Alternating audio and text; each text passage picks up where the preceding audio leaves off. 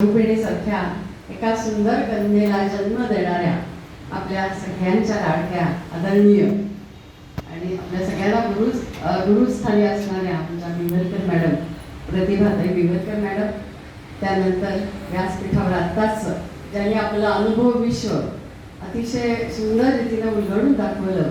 किती अनुभव आहे त्यांच्या ठिकाणी खरोखरच. त्या अशा शोभाताई, अध्यक्षा त्या वर्षाताई, माझ्याकडे हेमाताई सुद्धा आलेल्या होत्या. प्रसन्न व्यक्तिमत्व दोघींची आणि खूप आनंद झाला दोघी आल्या तेव्हा.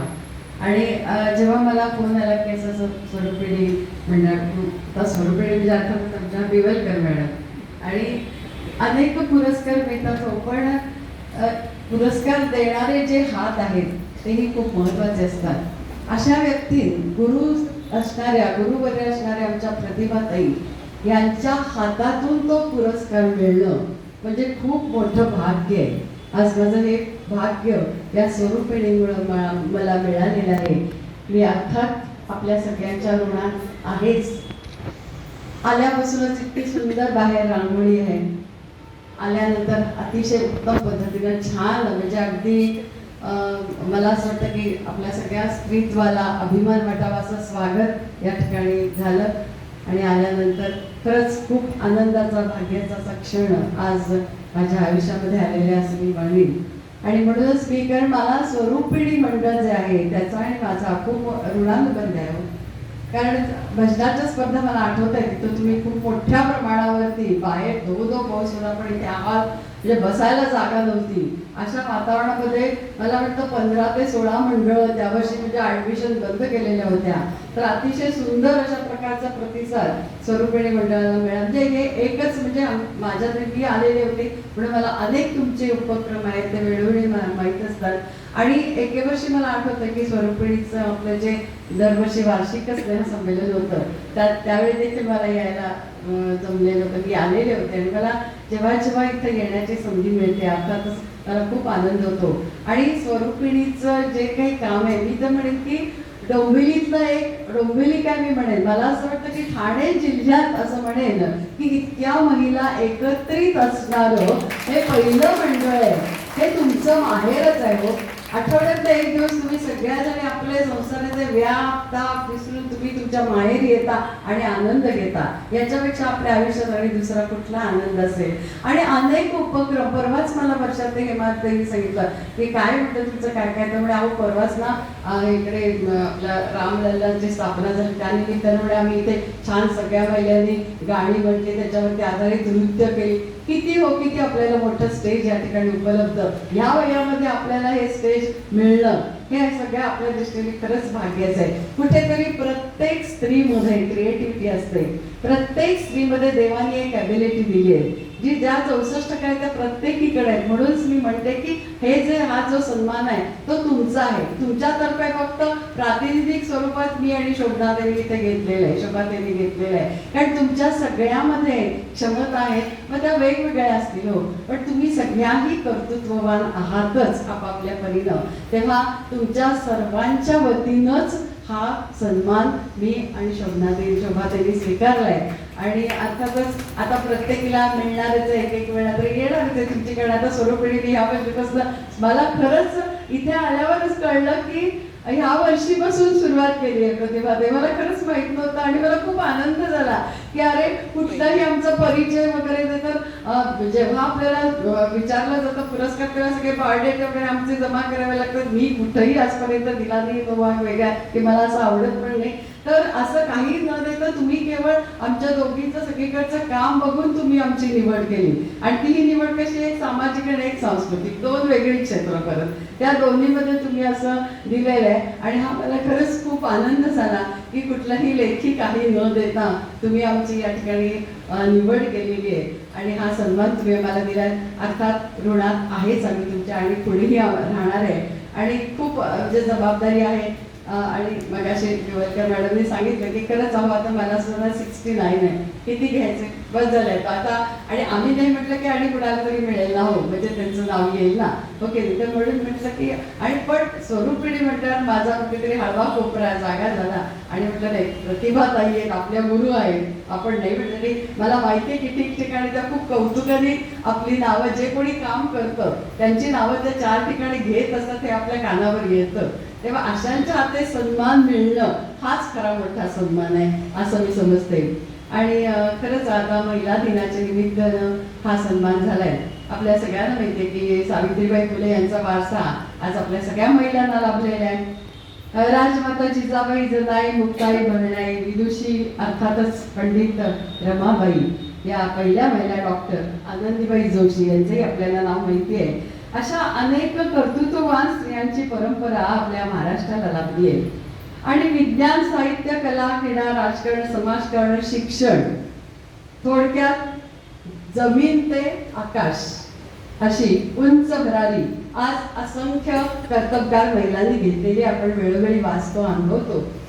असंख्य कर्तबगार महिला. आणि असं म्हटलं जातं की जिच्या हाती पाळण्याची दोरी ती जगाते उतरी, आपल्या सगळ्यांना माहितीच आहे.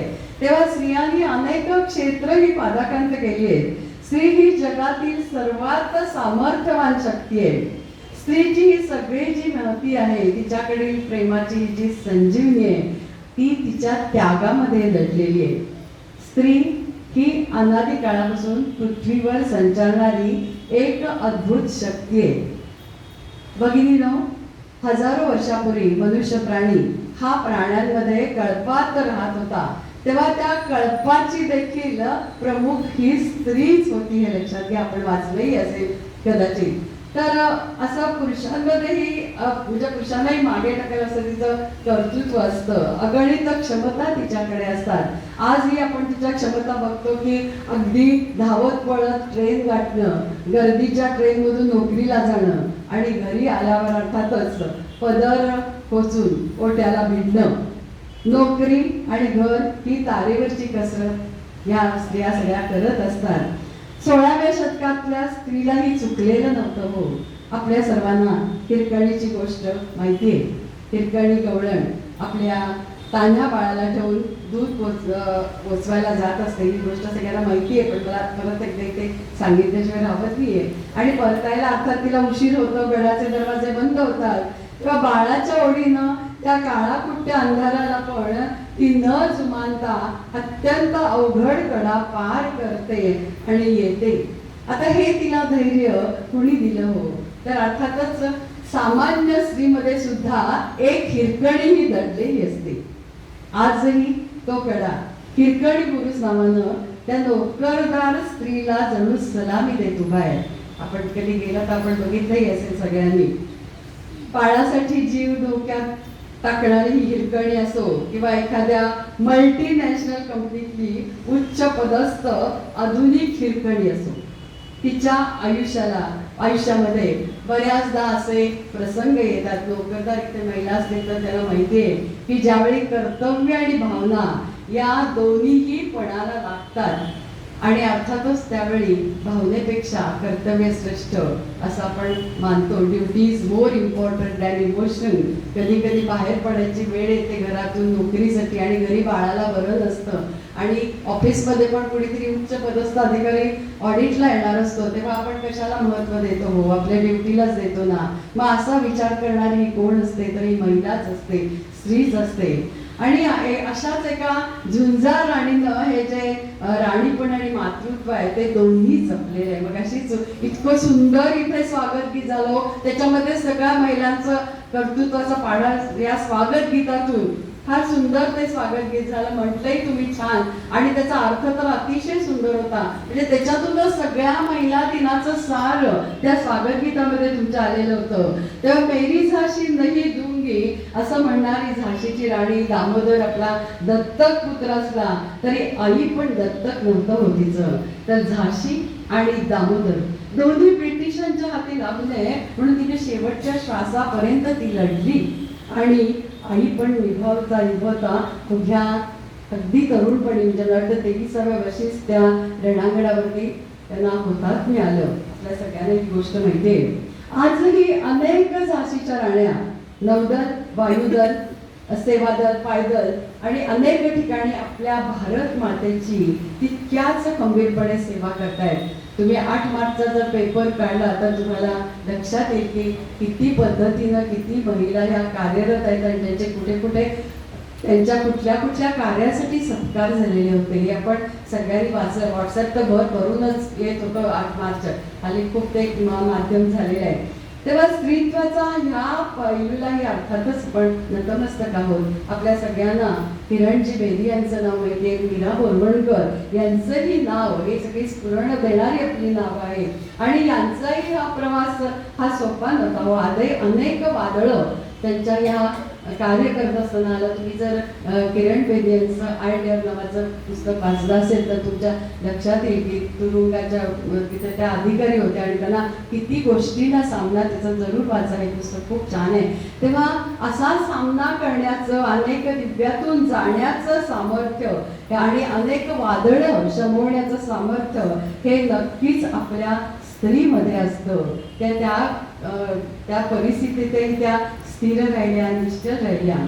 मोठमोठी अधिकारी पदही समर्थपणे आपल्या स्त्रिया पेलतात. आपल्याला माहिती आहेत अनेक उदाहरणं.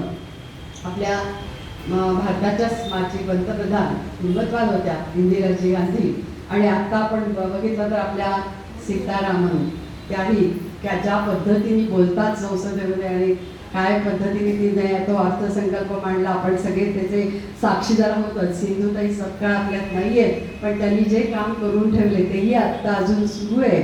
आणि आत्ताच्या आपल्या राष्ट्रपती द्रौपदीताई मुर्मू आणि भगिनीनो, मला सांगायला खूप आनंद वाटतो की मला त्यांची भेट घेण्याचा योग आला. तो पै फ्रेंड्सच्या आदान प्रदान या कार्यक्रमाच्या निमित्तानं हो, किती भाग्यवान बघा. मी तिथं जरा बघितलं तरी मी तिथं जाऊन आदल्या दिवशी फोन आला की अर्थात ह्याला कारणीभूत आपले आदरणीय खासदार श्रीकांतजी शिंदे, प्रवीणजी दुधे आणि त्यांच्या प्रयत्नातून असं प्रयोजन होतं की आदान प्रदान, तुम्हाला माहिती आहे गेली 2-3 वर्ष मॅडमलाही माहिती आहे की खूप मोठ्या प्रमाणावर आपण करतो आणि त्या आयोजनात थोडाफार माझा खारीचा वाटा असतो. तर तेव्हा आम्हाला असं पैसरांची इच्छा होती की द्रौपदी मुर्मूंजींनी यावं आणि उद्घाटन करावं. पण ठीक आहे, इच्छा होती ती, पूर्तता कशी होणार त्यासाठी प्रयत्न सुरू होते. अनेक ईमेल वगैरे केल्या, पण आपल्या नशिबाने श्रीकांतजी शिंदे यांनी त्यांची अपॉइंटमेंट घेतली आणि आम्हाला आदल्या दिवशी फोन आला की उद्या 4 वाजता आपल्याला राष्ट्रपती भवनात जायचंय. आणि आदल्या दिवशी फोन आल्यावर लगेच मग जे असेल त्या ते फेअर विमानाचं घेऊन मी, त्याच्यानंतर प्रवीणजी दुधे आणि अर्थात माझी निवड त्यांनी केली पैसरांनी, प्रवीणजींनी. हाय माझं भाग्य आहे की आपण दीपाली त्यांना बरोबर घेऊन जाईल आणि माझं भाग्याचा क्षण होता तो. आणि मग अर्थातच श्रीकांतजी शिंदे यांच्या बंगल्यावरती आम्ही गेलो दिल्लीला आणि तिथून आम्ही अर्थातच राष्ट्रपती भवनात गेलो आणि बरोबर आमची अपॉइंटमेंट होती 4:30 वाजताची. आम्ही वेळेच्या आधीच अर्थात तिथे पोचलो. खूप छान आमचं तिथं स्वागत झालं. आधी आम्हाला आतमध्ये गेलं, रिसिव्ह केलं आणि खूप चेकिंग असतं. ते तर माहितीच आहे, सगळे मोबाईलपासून सगळं बाहेर ठेवावं लागतं. काही तुम्हाला बरोबर घेऊन जायचं नाही. इव्हन तुम्ही बुके सुद्धा तिथं नेऊ शकत नाही. बुके त्यांना द्यायचं नाही, शाल द्यायची नाही, काही नाही, हात मिळवायचं नाही, अशी बरीच पथ्य. तिथे समोर जाऊन सुद्धा त्यांच्या तिथे कसं बसायचं याच्या आधी आम्हाला सगळ्या इन्स्ट्रक्शन दिल्या की असे क्रॉस हात नाही, क्रॉस पाय नाही, असं व्यवस्थित. आणि फक्त म्हणजे इकडे डाव्या बाजूला कोण बसणार, उजव्या बाजूला कोण बसणार, हे सगळे प्रोटोकॉल, हे सगळं आपल्याला नवीन असतं ना बघायला. तर ते सगळे प्रोटोकॉल आम्हाला त्यांनी आधी समजावून दिले. छानपैकी आम्हाला ब्रेकफास्ट दिला आणि आम्ही बरोबर ठरलेल्या 4:30 वाजता आम्ही साक्षात द्रौपदी मुर्मूंच्या समोर उभ्या होता आणि अगदी 5 मिनिटं म्हणता जवळजवळ 20 मिनिटं त्यांनी आम्हाला वेळ दिला आणि श्रीकांतजींची त्यांनी किती चौकशी केली की तुमचेच वडील आज आहेत ना चीफ मिनिस्टर, त्याच्यानंतर आदानप्रदानबद्दलची माहिती घेतली आणि सांगितलं की मी जेव्हा महाराष्ट्रात येईल ना तेव्हा मी नक्की तुमच्याकडे येईल. कारण त्यांनाही वाचनाची, त्यांचंही आपण चरित्र वाचलं असेल तर खूप हालाकीच्या परिस्थितीतून आपल्या आदरणीय राष्ट्रपतींनी दिवस काढलेले आहेत, पण वाचनाचा त्यांना प्रचंड व्यासंग आहे आणि म्हणूनच ते म्हणाले की तुम्ही खूप छान काम करताय, पण मी महाराष्ट्रात आले तर नक्की. आता ठीक आहे, एवढं म्हटलं तरी आम्हाला ते खूप मोठं आम्ही भरून पावलो. तेव्हा अशा पद्धतीने आम्ही भेटले. मी हा एक माझ्या आयुष्यातला खूप मोठा भाग्याचा क्षण मी मानेन. सहलीच्या निमित्तानं राष्ट्रपती भवन अनेक वेळा बघितलेलं आहे, पण द्रौपदीजीची भेट घेणं हा एक मोठा क्षण माझ्या आयुष्यामध्ये त्यानिमित्तानं आलेला होता. आणि अर्थातच अनेक अशा आहेत आपल्या आजूबाजूला सुद्धा अशा चिकार समाजसेविका आहेत, अशा खूप भगिनी आहेत की ह्या चांगलं चांगलं काम करत असतात. या क्षेत्रामधले अनेक आदर्श आहेत. आता आपल्याला माहिती आहे की आपल्या सुधाताई मूर्ती आपल्या सगळ्यांनी त्यांच्याबद्दल वाचलंही असेल की परवाच माधवजींची या संदर्भात मुलाखत झाली, त्यांचं आणि दुसरं पुस्तक आलं, त्याचं प्रकाशन होतं, तेव्हा त्यांनी एक वेगळा चॅप्टर त्याच्यामध्ये लिहिलेला आहे. सुधाताई मूर्ती जेव्हा त्यांचं शिक्षण पूर्ण झालं तेव्हा त्यांना नोकरी करायची होती आणि टाटा कंपनीमध्ये जाहिरात निघालेली होती की असे जर पुरुष वर्गानेच फक्त अर्ज करावा. ही गोष्ट त्यांच्या मनाला खूप लागली. का पुरुष वर्गच का, आम्ही का नाही? त्यांचं मन बंड करून उठलं. त्यांनी लगेच पत्र लिहिलं टाटांना की का तुम्ही पुरुष, हा माझा बर्थडे का, मला पण इच्छा आहे करायची काम. आणि मग त्या ठीक आहे म्हणजे त्यांनी पत्र पाठवलं आणि त्या स्वस्त बसल्या. त्यांना म्हटलं ठीक आहे बघू, घेतली दखल तर घेतली. पण एक 10 दिवसांनी त्यांना तिकडून अशी तार आली की तुम्ही इंटरव्ह्यूला या म्हणून.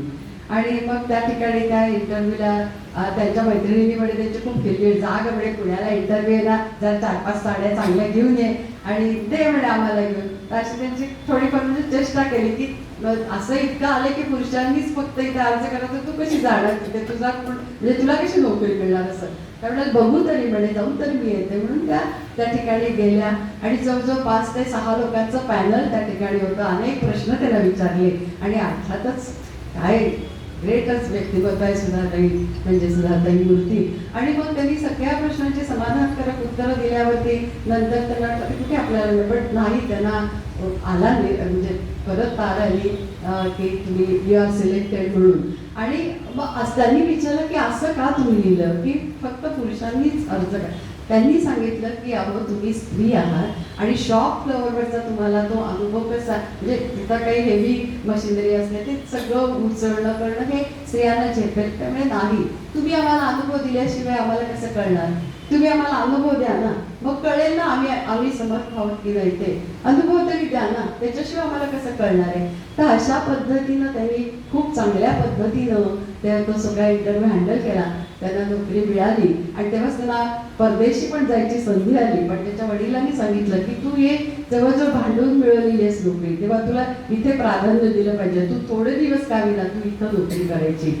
तर अशा या सगळ्या आपल्याकडे आजूबाजूला म्हणजे खूपच आपल्या आदर्श आपण म्हणू आणि वेगवेगळ्या क्षेत्रामधल्या आदर्श स्त्रिया ह्या आपल्या आजूबाजूला आपल्या प्रतिभाताई सुद्धा आहेतच की हो, त्यांचा तरी किती आदर्श घ्यावा. दररोज आपण सकाळी मध्ये त्यांना अनुभवतो आणि मी मगाशीच म्हटलं कसं हो एवढं दर अगदी नित्य नियमानं म्हणजे एखाद्या गोष्टीचं सातत्य आपण सुरुवात करतो हो कुठल्याही गोष्टीची, पण त्याच्यात सातत्य राखणं हेही खूप महत्वाचं आहे. सगळे व्याप सांभाळून परत त्यांचं ज्योतिषशास्त्र आहे, घरातले नातवंडांचे व्याप आहे, हे सगळं करून म्हणजे किती त्यांचे गुण आपण घेण्यासारखे येतो.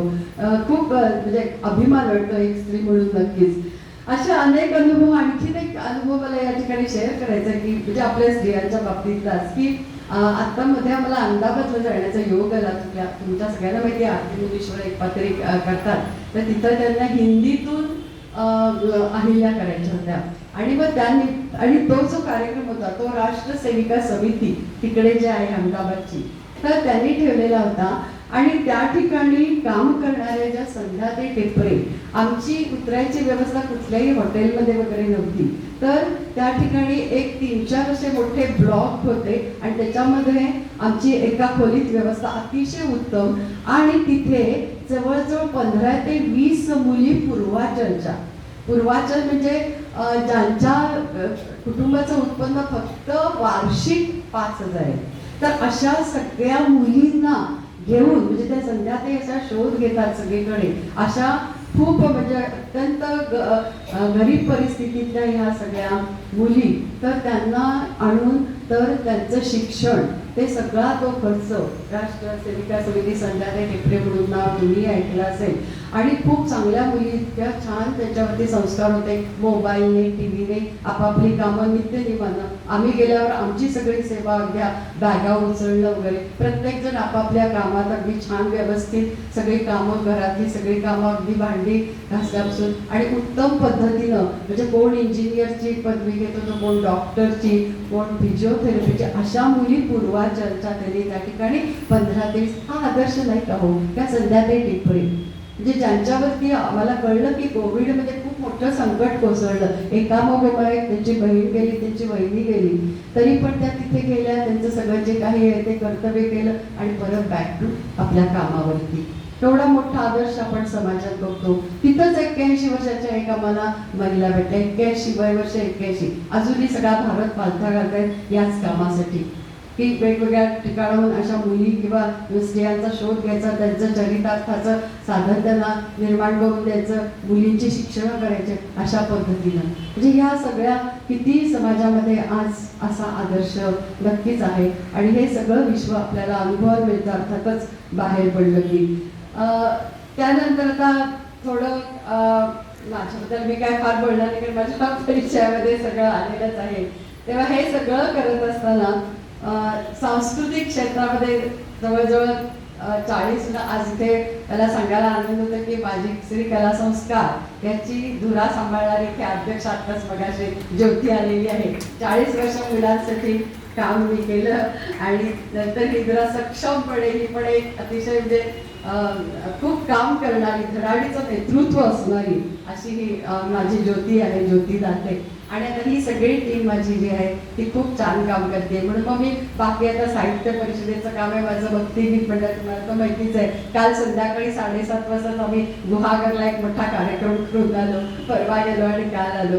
असे अनेक ठिकाणी आता मंदिराच्या बिल्डिंग सुरू झाले, स्वागत यात्रा आहे, तोही एक खूप छान अनुभव आला मला की 2 वर्ष सातत्यानं मला स्वागत यात्रेत प्रमुख पद, म्हणजे आप्पा चक्रदेव वगैरे त्या सगळ्यांनी ठरवून त्याचं प्रमुख पद 2 वर्ष. आणि ज्या वर्षी तुम्हाला सगळ्यांना आठवत असेल की आपले आदरणीय त्यावेळी मुख्यमंत्री असणारे देवेंद्रजी आलेले होते आणि अर्थातच त्यांच्या पुढची शेजारी बसण्याचा मान मिळाला. आणि काय पाहिजे आपल्या आयुष्यात हे छोटे छोटे, कारण आपण सामान्य आहोत. अशा काही आपल्या मोठ्या भराऱ्या आहेत, काही आपल्या खूप मोठ्या अपेक्षा आहेत, आपण अगदी सामान्य. तर हे सगळे जे आनंद आहेत ते मला अर्थातच सांस्कृतिक क्षेत्रामध्ये काम करत असल्यामुळं आता आपल्या सगळ्यांना माहिती आहे की पै फ्रेंड्सच्या निमित्तानं देखील अनेक मोठमोठे नामवंत साहित्यिक व्याख्याते तिथे येतात, त्यांच्या ओळखी होतात. आणि अर्थात पर्यटनातून देखील बरंच काही मला शिकायला मिळालं. शाळेमध्ये असताना जवळजवळ 150 मुलांच्या सहली, इथे खडकर मॅडम आहेत, मला वाटतं त्यांचा मुलगा कदाचित आला यायचं कुठेतरी माझ्याबरोबर. तर खूप आनंद की थोड्या पैशामध्ये मुलांना चांगला अनुभव द्यायचा. आणि म्हणून जवळजवळ 100 ते 125 मुलं घेऊन बहुतेक भारतभर आम्ही शाळेच्या सहली, म्हणजे माझी राष्ट्रीय शिक्षण संस्था त्यालाही माझं क्रेडिट जाते माझ्या आयुष्याचं की ज्याच्यामुळे आम्ही घडलो हे सगळं. आणि आत्ताच मॅडमने आठवण केली, आज मी खूप माझ्या डोळ्यात पाणी आलं की सुधाताई साठे या माझ्या खरंच आदर्श, म्हणजे मला त्या आईसारख्याच होत्या आणि प्रतिभाताईंना माहिती आहे, त्यांनी आठवण काढली, मला खूप भरवून आलं. आणि म्हणजे मी दररोज उठलं की मी त्यांचंच आधी स्मरण करते, कारण जे काही आहे ना ते सगळं त्यांनी शिकवलं, त्यांचा आदर्श माझ्या डोळ्यासमोर आहे. मॅडमना माहिती आहे की त्या अत्यंत म्हणजे खूप करारी होत्या आणि कामं करायच्या. त्या 2-3 वेळा नगरसेविका म्हणून निवडून आलेल्या होत्या, पण कुणाचा एक पैसा त्यांनी कधीही खाल्ला घेतला नाही. काम बोलतं, त्यांचं काम करायचं आणि ते अगदी प्रामाणिकपणे म्हणून सगळे त्यांना घाबरून असायचे की सुधाताई साठेंचं काम आहे ना ते आपण केलं पाहिजे आणि काही पैसा न घेता. हे आदर्श म्हणजे अशा व्यक्तीही माझ्या जीवनात आल्या आणि त्याच्यामुळे आपल्यावर ते संस्कार होतातच की कुठेतरी, नाही का. तर त्याच्यामुळं साठेबाईंना तर मी माझा खूप मोठा आदर्श म्हणते. त्या नाही येतात, आपण खूप मोठं नुकसान समजते त्या नाही येत, आणि पण त्या मला बरेच काही आमच्यावरती त्या संस्कार करून गेल्या. त्या आमच्या संस्थेच्या बरेच वर्ष उपाध्यक्ष होत्या. आणि अनेक सामाजिक आमच्या परिसरातली, मी ज्या परिसरात राहते दत्तनगर, तर त्या परिसरातली अनेक कामं, आणि कोणीही त्यांच्याकडं कुठलाही अगदी घरगुती भांडण घेऊन सुद्धा यायचं की ह्या बाई लगेच आडवा पदर बांधून चालल्यास त्यांचं भांडण सोडवायला, किंवा कोर्ट कचेऱ्या. आमच्या दत्तनगर शाळेची जी जागा आहे मॅडम, ती केवळ साठेबाईने साठेबाई. आता विस्मरणात जातात हो या सगळ्या व्यक्ती, कुणाला आठवण असतेच असं नाहीये, पण खरंच सांगते की दत्तनगरची जी शाळा आहे त्याचं पूर्ण श्रेय आहे ते आमच्या सुधातेनं जातं. खुनाच्या धमक्या पचवले त्यांनी त्या जागेसाठी. मग ह्या आदर्श आपल्यासमोर आहे की नाही हो, ह्यांच्यातून आपण काहीतरी, काही त्यांच्या इतकं नाहीच जमणार आहे, पण निदान थोडंफार वागण्याचा प्रयत्न तरी आपण करू शकतो ना. तेव्हा अशा या सगळ्या व्यक्ती ह्या आपल्या आयुष्यामध्ये माझ्या आलेल्या आहेत.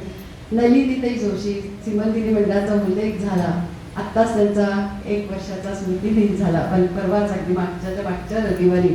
त्याही भजन भूषण, तुम्हाला सगळ्यांना माहिती आहे, मी काय सांगू, याच्यातल्या बऱ्याच जणींनी त्याचा अनुभव देखील घेतलेला असेल की उत्तम शिकवण्याची हातोटी त्यांची, त्यांच्यासारखं कोणीच ऐसा गुरु नाही मिलेगा, हे त्यांच्या बाबतीत अगदी खरं आहे. अनेक मंडळ, म्हणजे आपण स्त्रिया, म्हणजे आम्ही तर अगदी कोऱ्यापट, काही आम्हाला त्या सूर ताल कशाचंही ज्ञान नाही, पण अशांनाच घडवणं हा एक मोठा चॅलेंज आमच्या शिक्षकाच्या दृष्टीने सुद्धा. हुशार मुलाला कोणी शिकवेलो, अशा मठ्ठ मुलाला शिकवण्याचा जरा चॅलेंज असतो नाही का, हा चॅलेंज त्यांनी स्वीकारला. आणि भजन भक्तिगीताला त्यांनी एक वेगळा आयाम दिला, सांस्कृतिक सह भक्तिगीतांचं सादरीकरण. आज बाईंची जी मंडळ आता थोडीफार कमी झालेली आहेत, पण खूप आता रागिणी त्यांचं जुनं मंडळ ते अजून कार्यरत आहे. तेव्हा सांस्कृतिक त्या स्वतः करायच्या, स्वतः करून दाखवायच्या. एक अशी त्यांची गिरकी जी असायची ना, ती इतकी कलात्मक असायची की काय वा, मोठा डान्सर पण त्याच्या पुढे लाजे, इतकं सुंदर. आणि त्यांचा म्हणजे त्या आमच्या सगळ्यांच्याच गुरुस्थानी तर त्यांचाही सहवास मिळाला. त्यांनीही आमच्या मंडळात खूप छान घडवलं, अशी बरीच मंडळं. आणि त्यांना बाईंनी खरंच सगळ्यांना प्रपंचातून थोडं बाजूला काढलं, बाजूला काढून देवाचं नाव घ्यायला, किंवा जी काही भक्तिगीतं वगैरे त्यांनी अशी ठाम आमच्याकडून करून घेतलीत ना, की आम्हाला आता कोणी दुसरं शिकवायला आम्हाला ते जमतच नाही. बाईंचं ते शिकवणं इतकं डोक्यात असतं, आणि जी काही शिदोरी दिली आहे ना, ती आम्हाला इतकी दिली आहे की त्याच्यावरच आमच्या अनेक वर्ष जातील. आणि शिकवणं इतकं त्यांचं ठाम असायचं की कधी आम्ही विसरूच शकणार नाही. म्हणजे अगदी झोपेतून उठून आपण म्हणतो ना, तसंही आम्ही म्हणू शकतो असं त्यांचे काही काही अभंग. तर अशा या नलिनी जोशी या सुद्धा माझ्या आदरस्थानी आहेत, माझ्या गुरुस्थानी आहेत. अशा अनेक आपल्याला माहिती आहे, धनश्रीताई लेले, अक्षरशः काय बोलायचं की अक्षरशः साक्षात सरस्वती देवी जर जिभेवर आहे त्यांच्या. तर किती छान आपल्या अनघा मोडक जी निवेदन करते हो, आज नंतर अंधत्व आलेलं आहे, काय असेल तिच्या भावना बघा ना.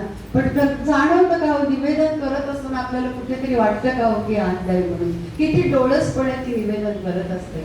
अशा या सगळ्या ज्या महिला आहेत, किती त्यांचं आपण कर्तृत्वाचं गुणगान. आणि मग मी कुठे आहे त्याच्यामध्ये, मला तोही प्रश्न पडतो की किती आपल्यामध्ये खूप कमतरता आहे, बरीच कमतरता जाणवते. पण तुमच्यासारख्याने तुम्ही सगळेजण प्रेमापोटी माझी आज निवड केली. आणि मॅडम, मी मगाशीच म्हटलं की प्रतिभाताई नेहमीच कौतुक करत असतात, माहितीने मी त्यांच्या कौतुकास पात्र आहे की मी ते, पण खूप प्रेमानं मला अगदी वडिलकीच्या नात्यानं त्या नेहमीच सांगत असतात सगळीकडं. आम्हाला ते आमच्याकडे कानावर पण येत असतात की तुझं कौतुक केलं प्रतिभाताईंनी वगैरे, म्हणून बरं वाटतं कधीतरी प्रतिभाताईंनी आज कौतुक केलं म्हणजे काय वा, मोठा पुरस्कार मिळाला आम्हाला.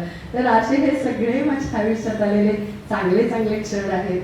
आणि सहलीच्या निमित्तानं सुद्धा भरपूर अनुभव आहेत माझ्याकडे, कधीतरी योगाला आपण बोलू त्याच्याविषयी. अगदी चांगलेही आहेत, वाईटही आहेत, अगदी म्हणजे वाईट अनुभव देखील आम्ही त्यालाही सामोरा. पण एक स्त्री काय करू काही नाही, आला अनुभव वाईट आला तर आला, पार पडायचं त्याच्यातनं, नेटांना पुढं द्यायचं. म्हणजे परदेशामधला एक मृत्यू सुद्धा आम्ही तिथून हँडल केलेला आहे. आणि खूप अवघड असतं ही गोष्ट. तुमचा पासपोर्ट हरवला ते खूप मोठं दिव्य असतं, तुम्हाला माहिती, तुम्ही सगळ्यांना हिंडलेल्या असालच. तर 2 गोष्टी परदेशात, एक तुमचं आरोग्य आणि तुमचा पासपोर्ट, हे 2 तुम्हाला खूप सांभाळावं लागतं. आणि अशी 40 जणांना घेऊन टूर केलेल्या सगळ्या, बँकॉक, पटाया, सिंगापूर, मलेशिया, मॉरिशस, युरोप, असे भरपूर टूर माझ्या मे महिना आणि दिवाळी बहुतेक मी तिकडं कुठलं बळ आलं तर मला माहिती नाही किंवा यांची काहीतरी कृपा असेल माझ्यावरती म्हणून. तर असं खूप केलेलं आहे आणि खूप अनुभव म्हणजे ह्या सगळ्यांना आपण काय होतो तर आपलं अनुभव विश्व जे आहे ते आपलं संपन्न होतो. अनेक तऱ्हेची माणसं असतात पर्यटनामध्ये, प्रत्येक एक एकासारखा नसतो की आता कुणाला चहा हवा असतो तर आता कुणाला तरी गरम पाणी हवं असतं, काय वेगवेगळ्या तऱ्हा. पण ठीक आहे, मजा असते त्याच्यामध्ये. ते सगळं करण्यामध्ये सुद्धा खूप एक प्रकारचा चॅलेंज असतो. हे सगळं केलं. मध्येच कोविड संपण्याच्या आधीच जवळजवळ 80 जणांचा ग्रुप घेऊन मॉरिशसला जाण्याचा मला योग आला आणि सांस्कृतिक कार्यक्रमाचं सादरीकरण आम्ही त्या ठिकाणी केलेलं होतं. आणि ते मला खूप छान वाटलं की तिथं महाराष्ट्र मंडळ जे आहे, आता अर्थात मॉरिशसला भरपूर महाराष्ट्र मंडळ आहेत, तर त्या एका महाराष्ट्र मंडळाने बोलवलं होतं. तर त्या ठिकाणी आपल्या डोंबिवलीतल्याच काही जणी, काही अंबरनाथ, असं करून एक 80 जण अगदी कोविडच्या आधी जस्ट 2 महिने आम्ही परत आलो. आणि तिथेही खूप चांगला, अर्थात मॉरिशसच्या ट्रिप्स म्हणजे बऱ्याच झाल्या, पण सांस्कृतिकच्या निमित्तानं झालेली ही ट्रिप माझी खास लक्षात आहे. त्यानंतर आणखीन एक भाग्याचा क्षण असा होता की आता तुम्ही सगळेजण मराठी बाणा बघता, तर तो मराठी बाणा सुरुवातीला याच्यातले काही जण साक्षीदार आहेत त्याचे, की उठी उठी गोपाळा म्हणून आमचा एक मोठा स्टेज शो होता. तर ते मी नेहमीच म्हटले ते आमच्याकडून ईश्वराने करून घेतलेलं काम होतं की चैत्र बसून ते अगदी फाल्गुनपर्यंतचे जे सण आहेत ते नृत्याविष्कारातून आम्ही सादर केलेले होते. आणि जवळजवळ 40 जण त्या टीममध्ये होते आणि आम्ही संपूर्ण म्हणजे महाराष्ट्रभर, दिल्ली वगैरे महाराष्ट्राबाहेर देखील त्याचे दौरे केले. आणि तो एक खूप अनुभव, माझं विश्व जे आहे ते समृद्ध करणारा अनुभव होता की एवढ्या जणांची टीम सांभाळणं, त्याचं संयोजन करणं. एकदा तर आम्ही लाईव्ह केलेले होते, म्हणजे पेटी, तबला, ऑर्गन, बिगन, ते ढोल सगळं घेऊन आम्ही हिंडत होतो. म्हणजे खूप आनंद घेतला त्यातून देखील तो ते. आणि आता सुद्धा लोक अजून आठवण करतात त्याची. अशोक खांडेंना मी परवाच म्हटलं की आम्ही सगळ्यात आधी हा केलेला होता. तो हो म्हणे, आता मी म्हणतो की चोरलेला मराठीपणाचं असं मी सांगतो, म्हटलं जरूर सांग. आणि खरं सांगते की अशोकजी खांडे आमच्या गडकरीच्या प्रयोगाला आलेले होते आणि ते 94-95 सालची गोष्ट आहे. आणि त्याच्यातून त्यांनी प्रेरणा घेऊन त्यांनी मराठीपणा काढलाय. अर्थात ते मोठ्या लेवलच्या गोष्टी आहेत, मी कधीच तुलना करणार नाही त्यांची आणि आमची बरोबर येऊ शकत नाही. खूप मोठा माणूस आहे, लोककलावंत आहे तो. आज तुम्ही त्यांची मुलाखत देखील ऐकली असेल. तर असे हे क्षण जे आहेत ते माझ्या आयुष्यामध्ये आले आणि माझं अनुभव विश्व समृद्ध करणारे का माझ्या सगळ्या माता भगिनीला माझा खरोखर प्रणाम आहे. आणि तुम्ही आज हा जो मला सन्मान दिलाय, तर काय म्हणू मी, खूप वेलकम मॅडम. तुमच्या सगळ्या कार्यकारिणीच्या ज्यांनी या सगळ्यासाठी मदत केली आहे त्या सगळ्यांच्या प्रती मला नेहमीच कृतज्ञ राहायला आवडेल. काही आमच्या जोगी सेवा असेल, आम्ही कधीही यायला तयार आहोत. तुम्ही कधीही बोला. आत्ताच मी आबोलीचं नाव घेतलं, अतिशय सुंदर गाते. कधी तुम्ही योग आला आणि नुसतं गाते नाही तर लता दिदीच्या आठवणी सुद्धा सांगते त्याच्याबरोबर, कारण लता दिदीचा सहवास तिला मिळालेला आहे. त्याच्यामुळं कधी तुम्हाला तिला ऐकायचं असेल तरी आपण इथे एखादा कार्यक्रम तिचा तुम्ही जरूर ठेवा. आणि बाकी सगळ्यांच्या प्रती मी परत एकदा कृतज्ञता व्यक्त करते. सगळ्या ज्येष्ठ अनुभवानी मोठ्या असणाऱ्या तुमच्या सगळ्या भगिनींना मी नमस्कार करते आणि थांबते. धन्यवाद.